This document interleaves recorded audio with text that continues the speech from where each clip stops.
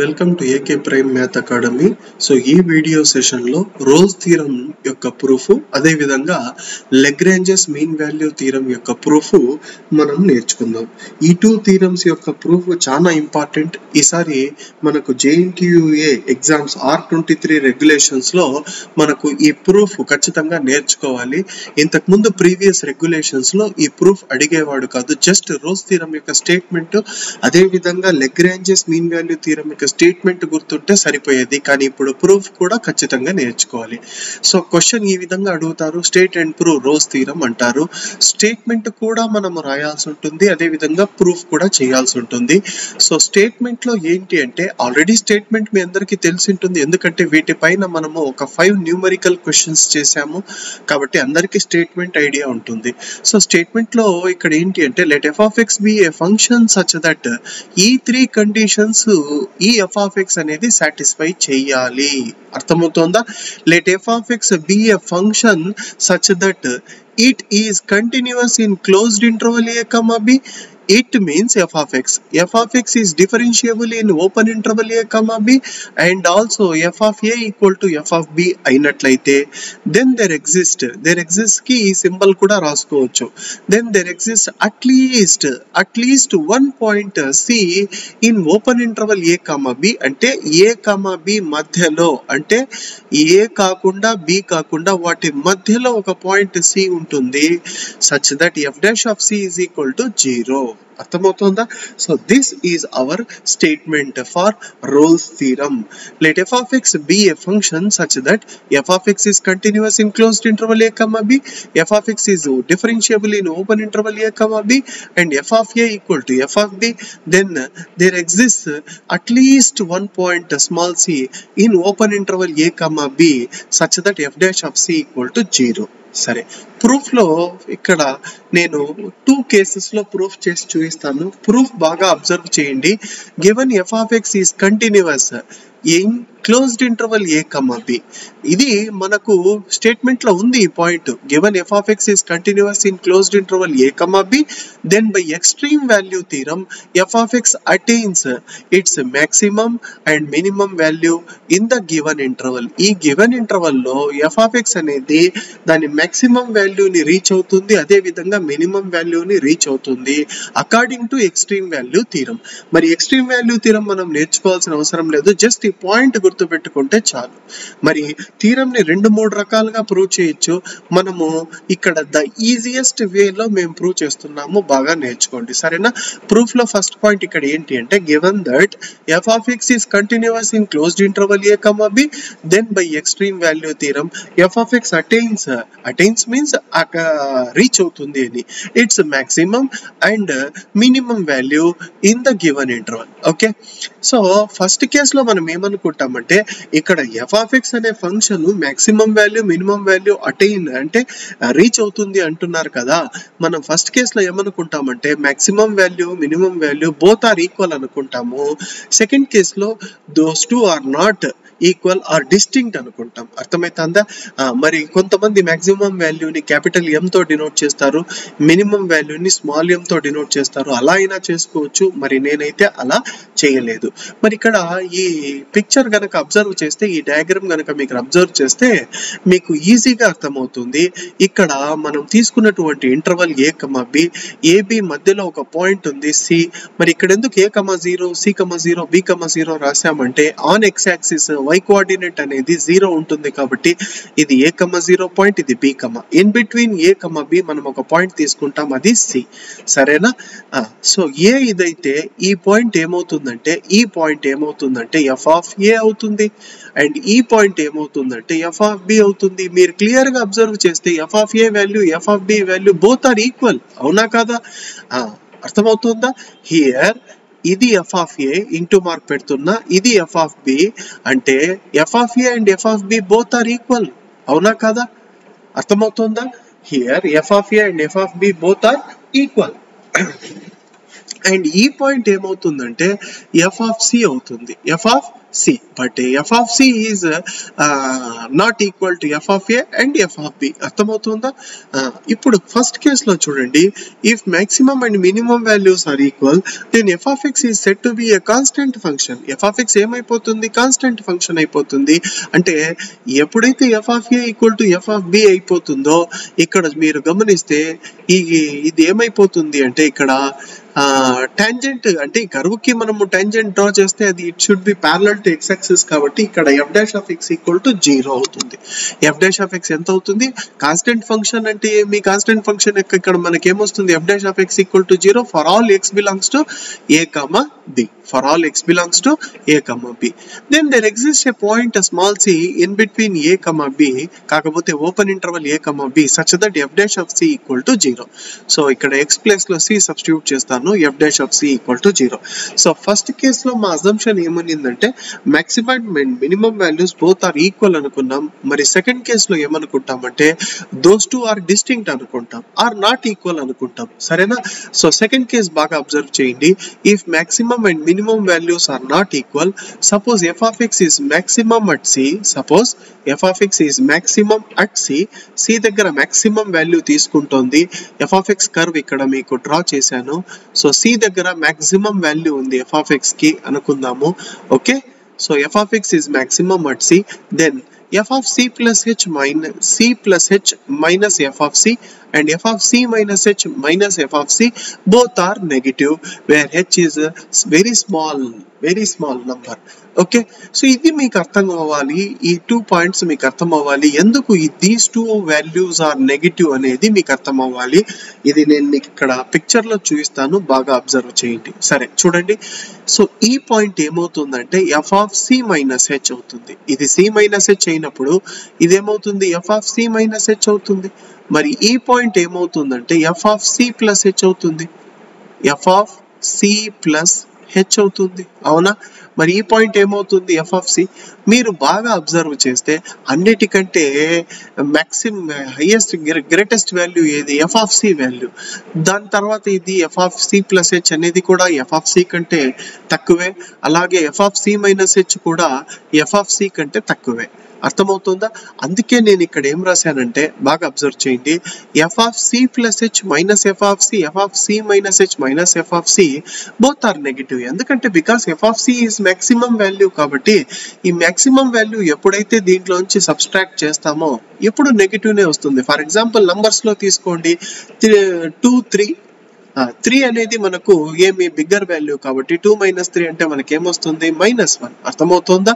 అదే విధంగా ఇంకో నంబర్ కూడా తీసుకోండి, 1 - 3.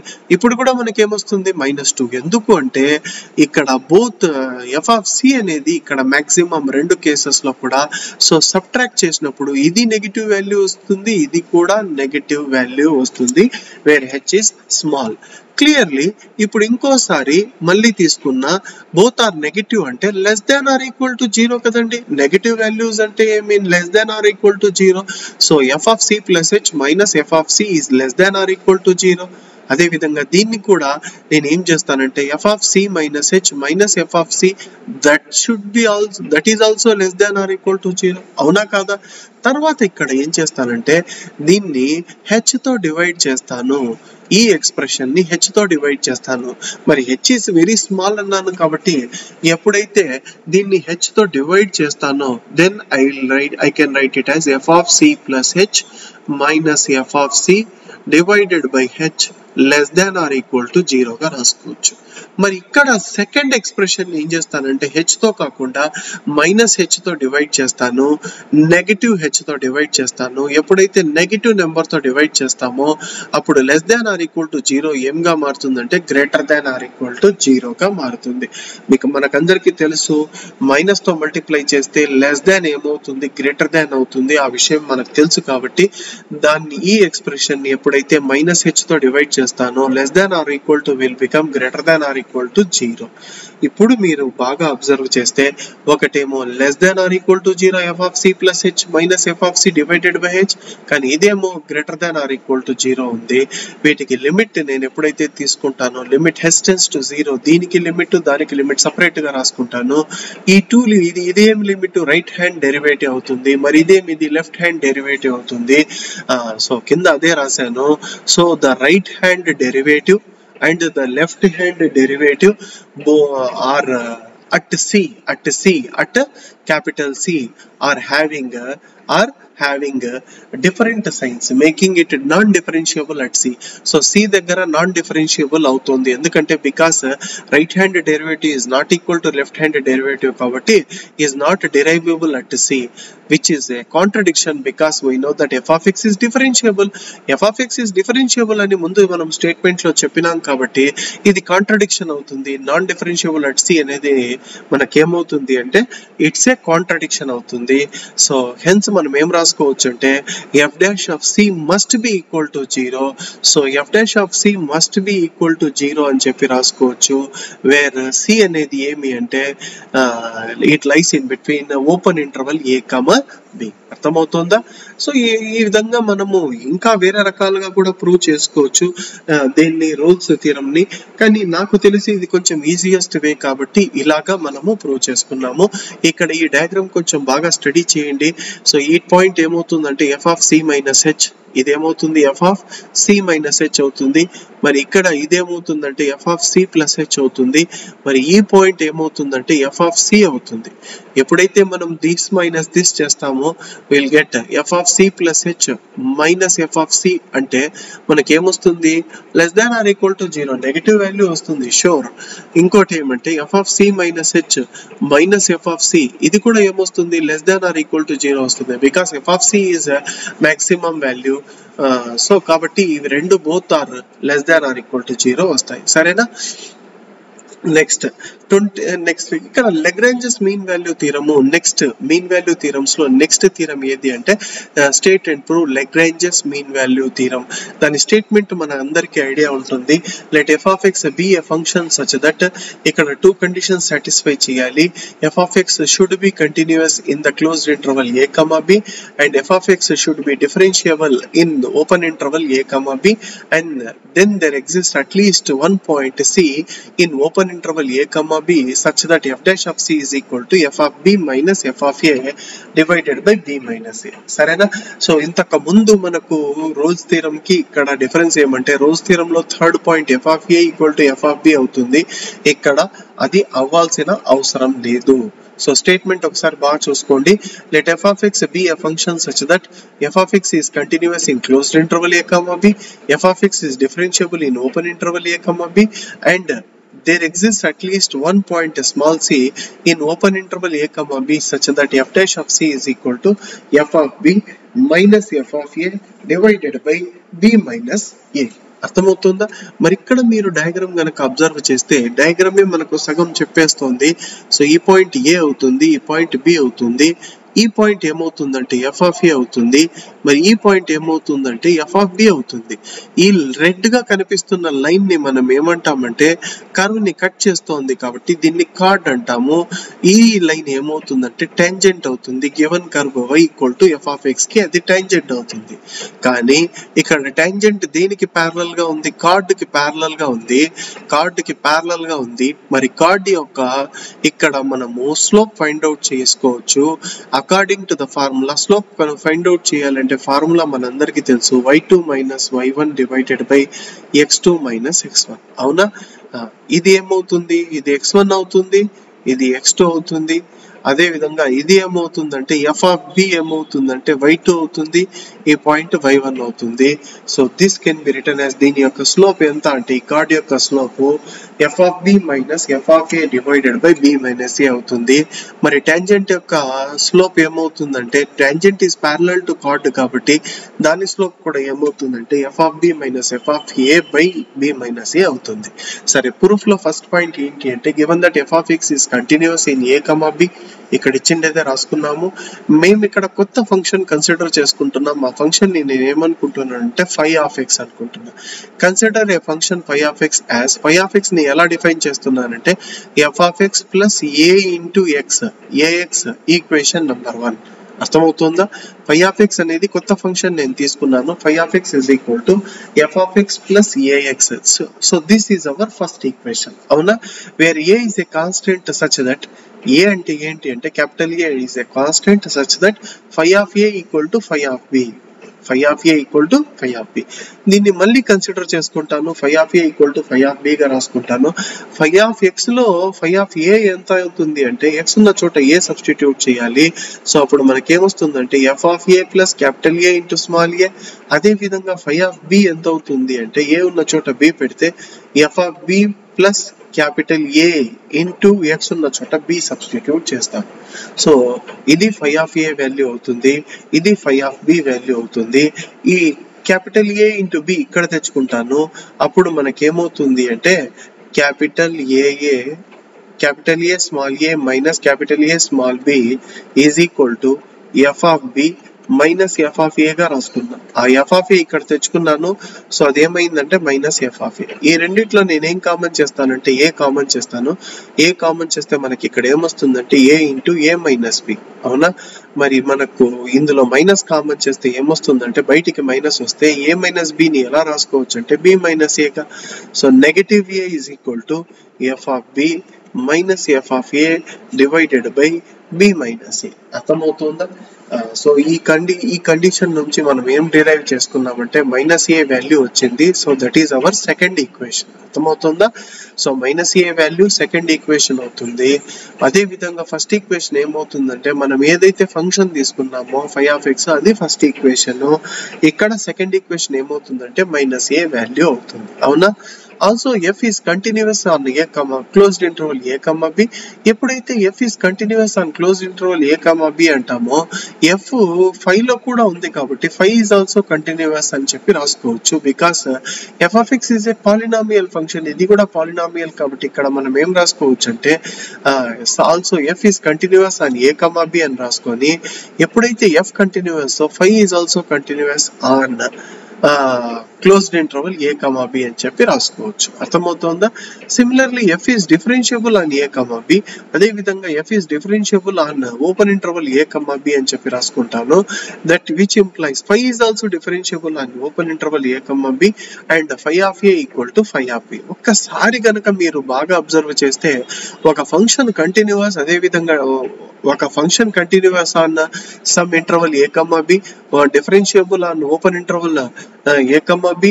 అదే విధంగా phi of a equal to phi of b అంటే మీకు ఒకటి విషయం గుర్తుకు రావాలి. ఏంటది అంటే క్లియర్లీ ఈ ఫై అనేది ఇట్ సాటిస్ఫైడ్స్ రోల్స్ థీరం అని చెప్పొచ్చు. ఎందుకంటే రోల్స్ థీరం యొక్క 3 పాయింట్స్ ఇది సాటిస్ఫై చేస్తా ఉందా లేదా? చేస్తా ఉంది. రోల్స్ థీరం యొక్క పాయింట్స్ ఏమేమి? Function should be continuous on the closed interval a comma b and another point is function should be differentiable on open interval a comma b. Other point is phi of a equal to f of a equal to f of b అవ్వాలి. ఇక్కడ f place లో phi ఉంది కాబట్టి clearly phi satisfies all the conditions of Rolle's theorem అని రాసేసి by roles theorem there exist a point small c in open interval a comma b such that f dash of c equal to 0 రాసుకుంటాం. మరి ఇక్కడ మనం ఏం రాసుకుంటాం అంటే phi dash of c equal to 0 రాసుకుంటాం. So phi dash of c equal to 0 రాసుకుంటాము. మరి దీన్ని డిఫరెన్షియేట్ చేయాలా, ఈక్వేషన్ 1 ని with respect to x differentiate చేయాలా. సో దీన్ని డిఫరెన్షియేట్ చేస్తే ఏమొస్తుందంటే phi dash of x is equal to f dash of x plus a వస్తుంది. బికాస్ ఎక్స్ అనేది 1 అయిపోతుంది డిఫరెన్షియేట్ చేస్తే.